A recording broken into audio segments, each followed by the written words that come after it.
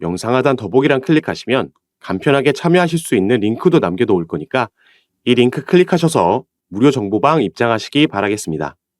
네, 안녕하세요. 주도훈입니다. 오늘 11월 28일 화요일이고요. 오늘도 리플 같이 한번 살펴보도록 하겠습니다. 자, 먼저 차트를 봤을 때 최근 3거래일 연속 오늘까지 포함하면 이 연속 하락세 조정받는 모습을 보여주고 있습니다.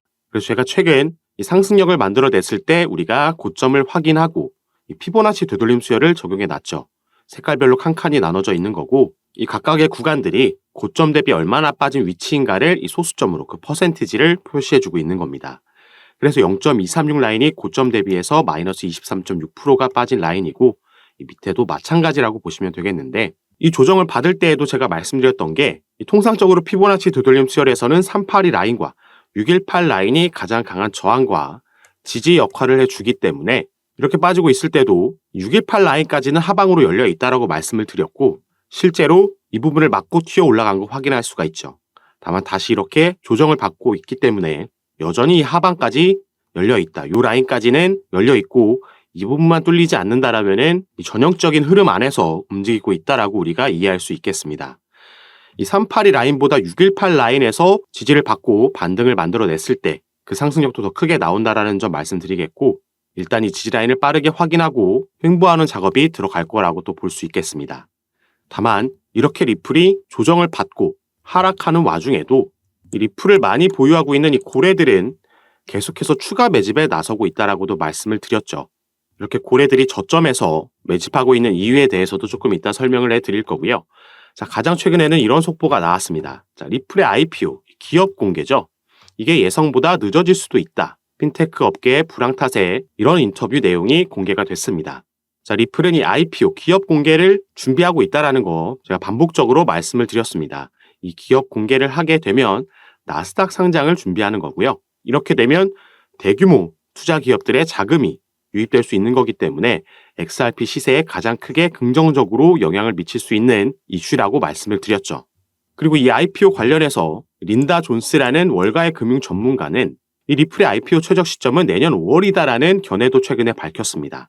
그런데 이 IPO 기업 공개를 진행하려면 여기에 투자하려는 대규모 투자 기업들 입장에서는 리플이 이 소송 리스크에서 자유로워져야지 이 리스크가 없어져야지 자금 투입이 가능하겠죠. 자, 이 부분을 해외 커뮤니티 그리고 이런 전문가들도 당연히 알고 있는 부분인데 자, 내년 5월이라는 이 구체적인 시점이 언급된 이유도 분명히 있기 때문에 이런 인터뷰 내용도 진행이 됐고 고래들은 또 매집을 하고 있는 거죠.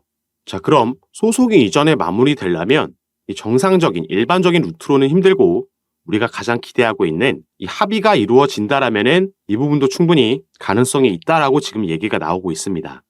그래서 가장 중요한 이 소송이 합의로 마무리되면서 이 IPO까지 진행하게 되는 최상의 시나리오 이게 과연 가능한 건지 지금부터 영상에서 하나하나 설명해 드리도록 하겠습니다.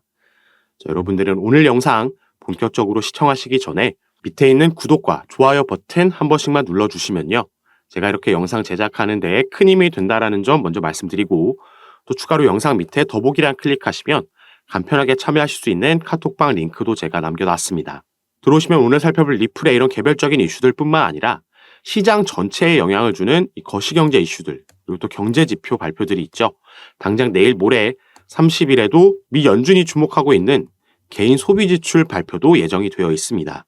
이 부분에 따라서도 시장이 변동성을 가져올 수 있기 때문에 이런 이슈들의 시장이 어떻게 반응하는지 확인하고 우리는 또 거기에 따라서 어떻게 알맞은 스탠스를 가지고 타점을 잡으면서 접근해야 되는지까지 받아보시면서 함께 투자하실 수 있는 공간이니까 여기도 한 번씩 관심 가져주시고 확인해 주시면 감사하겠습니다.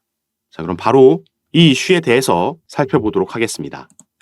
자, 보시면 친리플 변호사 중 한 명이죠. 제임스 필란 변호사가 이 공식 문건을 업로드해 주면서 이 소식을 전달해 줬습니다. 자, 이 문건에 보시면 The court has reviewed the party's letter dated November 9th. 11월 9일 날 보낸 문건, 이 법원에서 검토했다. 이 문건은 이따가 또 보여드릴 겁니다. 그리고 여기에 따라서 지금 법원의 명령이 이제 내려온 겁니다. 자, 내년 2월 12일까지 양측은 shall complete remedies related discovery. 이 구제 관련해서 이 각종 의견과 증거를 정리해야 됩니다. 그리고 이 remedies, 구제라는 게 바로 이 약식재판 판결문에서 나왔던 기관 대상으로 한 판매, 그리고 여기에 대한 벌금, 이 벌금 합의에 대한 얘기를 하고 있는 거고요. 그래서 이로부터 한 달 뒤에 3월 13일까지는 plaintiff, 여기가 소송을 제기한 SEC 미국의 증권거래위원회입니다. 그래서 여기서 먼저 이 구제안에 대한 서류를 제출하게 돼 있고 4월 12일까지 defendant 리플이 반대 입장을 또 제출하는 겁니다. 그리고 4월 29일에 만약에 SEC에서 답변서 제출할 게 있다라면은 제출하라, 이렇게 이제 합의 관련된 스케줄이 정해진 거죠. 자, 그래서 SEC와 리플이 이 소송에서 합의를 하게 된다라고 하면 이 시기는 이제 내년 2024년도 2분기쯤이 될 수도 있겠다라고 지금 예상해 볼 수 있겠고요. 이렇게 합의를 하게 되려면 아무래도 이 합의 금액, 이 부분이 가장 또 중요한 부분이 될 겁니다. 그래서 과연 이들이 얼마에 합의하게 될지, 우선 SEC가 제시했던 금액이 터무니없이 높았고, 그래서 다른 여러 변호사들이 실제로 합의 가능한 그 금액에 대해서 제시를 하고 또 근거를 밝힌 바도 있습니다.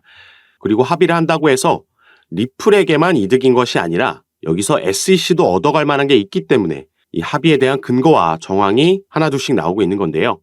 그래서 지금부터는 이런 부분에 대해서 같이 한번 살펴보면서 말씀을 드릴 건데, 자, 그 전에 여러분들, 제가 이런 새롭게 나오는 최신 소식들 가장 빠르게 카톡방에서 공유해드리고 있다라고 말씀을 드렸습니다. 그래서 새벽에도 급등이 나오고 이 상승분을 반납할 때도 어떤 이슈로 이렇게 변동성이 나오고 있는 건지, 이 재료를 알아야지 우리도 거기에 따라서 타점을 잡고 이게 어디까지 가줄 만한 재료인지, 그리고 이 고래들은, 이 자금은 어떻게 움직이고 있는지 파악하면서 대응을 할 수가 있겠죠. 그리고 어제 정확하게 리플이 딱 1,000원을 찍고 내려왔다라는 점, 그러면서 위아래로 크게 변동성을 가지고 왔고, 이전에는 비트코인도 그랬고요. 다른 알트코인들도 이렇게 양방향으로 흔드는 모습을 최근 보여주고 있습니다. 그리고 위아래로 이렇게 크게 움직이게 되면 이 선물 포지션들이 강제 청산을 당하게 되죠. 그래서 지금 일각에서는 이 부분을 노린 거 아니냐. 그럼 이 부분을 왜 노릴까요? 그 이후에 움직임이 또 중요하겠죠. 왜 이걸 하느냐. 앞으로 방향성을 어디로 가져가기 위해서 이런 작업이 진행된 건지에 대한 루머도 돌고 있고, 이런 부분 카톡방에서 또 안내해 드리고 있습니다. 추가로 이런 거에 따른 우리들이 가져가야 되는 매수매도 타점, 그 전략까지 잡아드리는 거 전부 무료로 제가 카톡방에서 진행하고 있는 거니까요. 여러분들 이 부분 안심하시고 위에 보이시는 제 전화번호 010-6531-7908번입니다. 위에 제 전화번호로 숫자 7이라고만 문자 보내주시면 제가 이 문자 확인하는 대로 순차적으로 연락드려서 카톡방 초대에 도와드릴 거고요. 또 문자 전송 힘드신 분들은 영상 밑에 더보기란에 아까 말씀드렸던 간편하게 참여하실 수 있는 링크로도 남겨놨으니까 이 부분 통해서도 들어오셔서 미리 입장하시고 이런 부분 받아보시면서 여러분들 투자 판단에 참고하실 수 있는 정보들 가져가시기 바라겠습니다. 자, 그럼 이어서 이 합의 관련해서 우리가 알아야 되는 부분들 설명을 이어나가도록 하겠습니다. 여기 보시면 이전에도 이 친 리플 변호사 중 한 명인 존 디튼 변호사가 리플이 SEC가 제시한 벌금 7억 7천억 달러보다 적게 내고 합의할 수 있을 거다라는 내용을 얘기를 했었죠. 이번에 제시한 그 근거로는 해당 지역 규제기관들은 XRP를 증권으로 분류하지 않은 점을 주목해야 한다. 모리슨 판결에 따르면 미국 증권거래위원회의 관할권은 미국 이내로만 제한됐기 때문이다.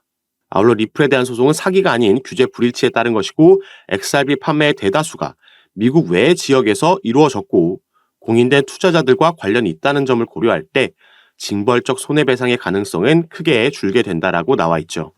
자, 그리고 존 디튼 변호사 같은 경우에는 이전에 7억 7천억 달러보다 적은 금액에서 합의하게 될 거다라고 얘기를 했었고, 당시에는 2천만 달러라는 구체적인 금액도 제시를 했었습니다. 그런데 이 당시에 이 금액이 나온 근거에 대해서는 따로 언급이 없었기 때문에 많은 해외 투자자들도 여기에 대해서 궁금해했었는데, 자, 이 부분에 대해서도 최근에 궁금증을 풀어준 바가 있었죠. 자, 함께 보시면, 자, 여기 보시면, 자, 존 디튼 변호사가 얘기한 겁니다. 자, sales of the XRP could be 95% outside of the United States. XRP 판매의 95%는 미국 밖에서 이루어진다라는 거죠. 그래서 if the figure applied to Ripple sales, 리플에게 지금 제시된 이 7억 7천만 달러라는 이 판매 금액, 벌금 금액으로도 나온 이 금액에 대해서 우리가 이 95% 미국에서 거래된 게 아닌 이 퍼센티지, 이만큼을 제외하고 나면 바로 이 금액 $3,850만 달러만 남는다라는 겁니다.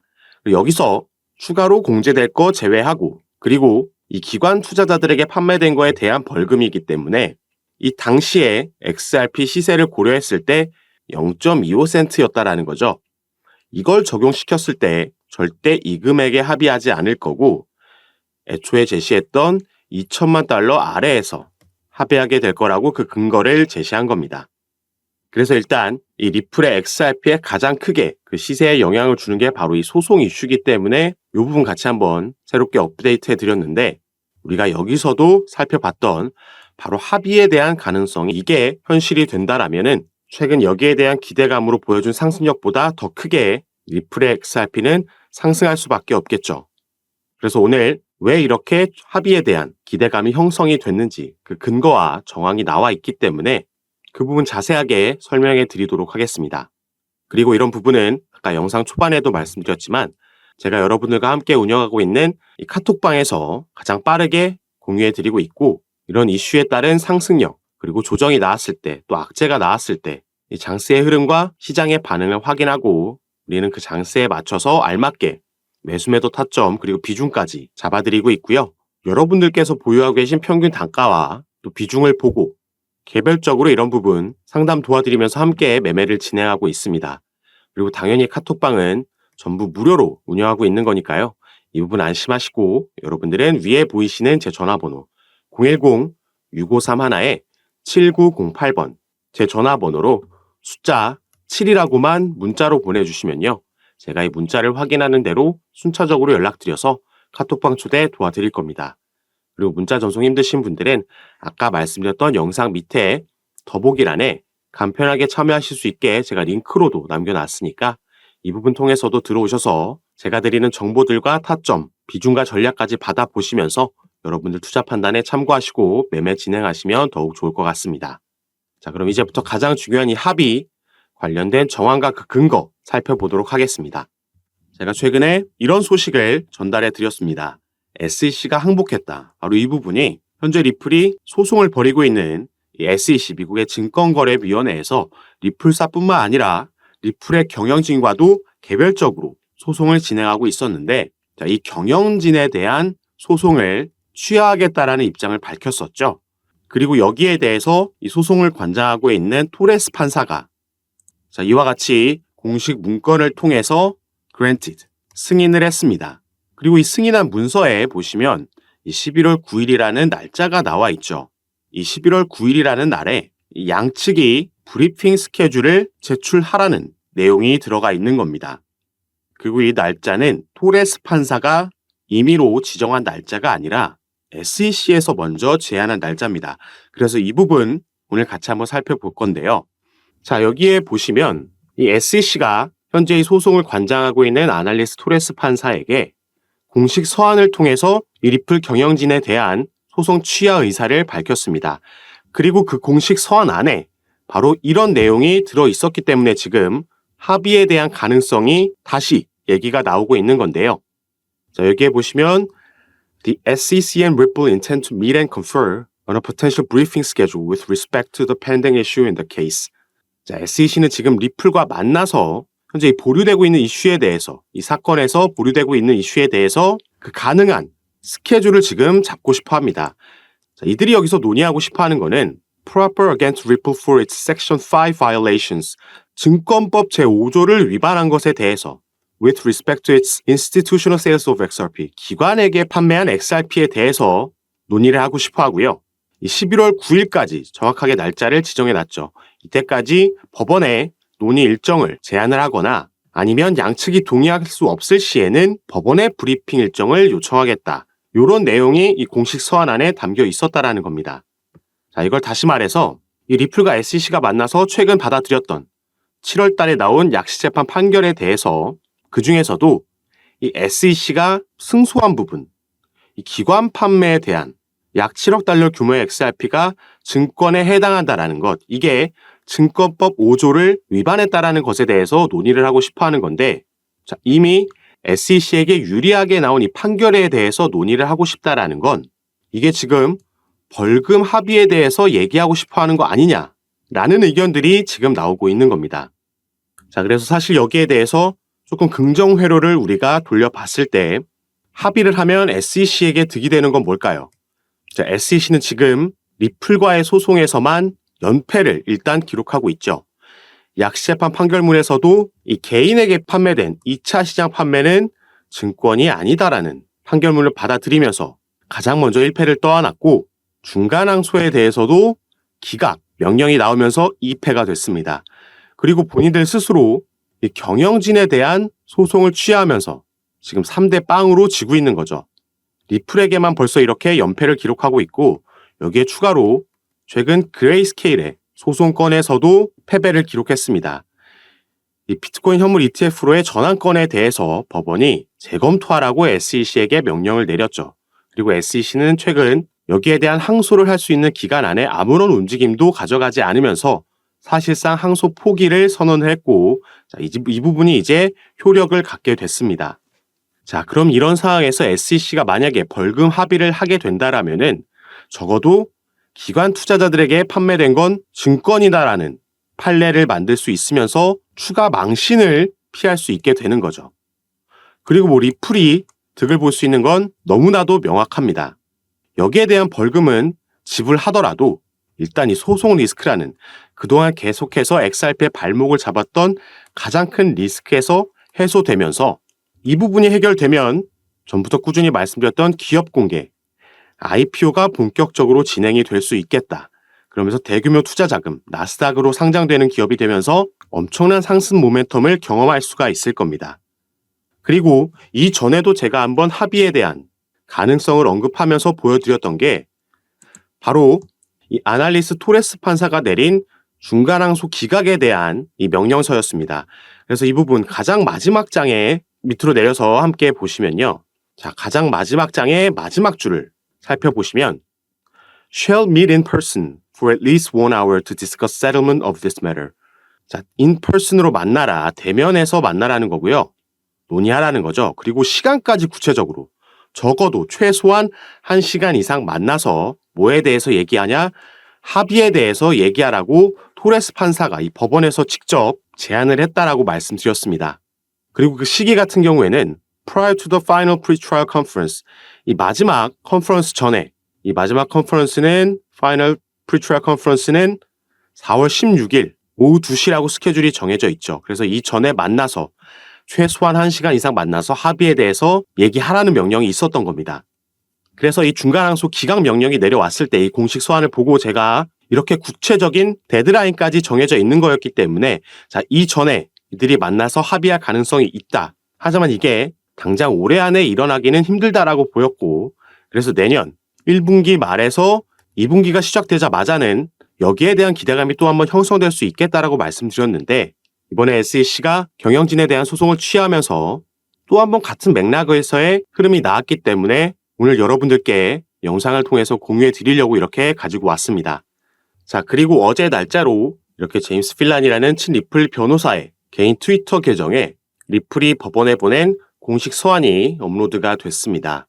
자, 그래서 SEC가 제시했던 그 데드라인 기준에 맞춰서 딱 제출을 했는데 자, 여기서 언제 만나서 이 벌금에 대한 얘기를 할 거냐 구체적인 날짜가 정해지진 않았습니다.